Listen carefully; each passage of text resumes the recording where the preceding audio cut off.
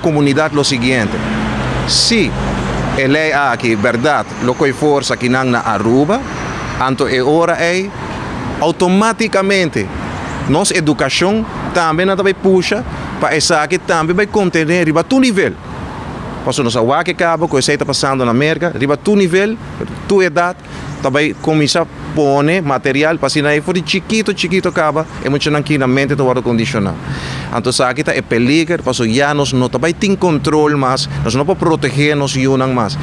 Me tá aí essa que é lamentável, pensei for de que não, me quer urgir governo.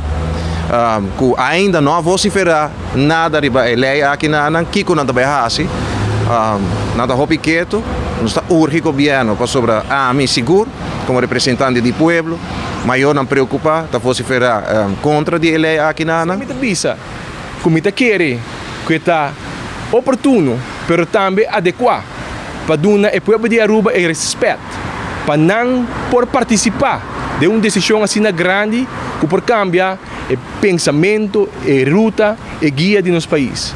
Aruba sempre a respeitar o lifestyle, especialmente de homo não. Aboy mira na Aruba uma pessoa que tem um lifestyle homo awardo maltratar, ninguém de trabalho ou ninguém de participar de nossa comunidade, a mim nunca mire sei.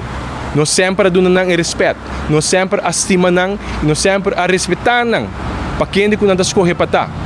Pero no momento que nós estamos al cessar aqui, para uma lei que vai legalizar a nível nacional, nós queremos que nós tenhamos bem na mesa, para que outra maneira a gente madurar e buscar uma forma que o povo inteiro para e carregue aqui.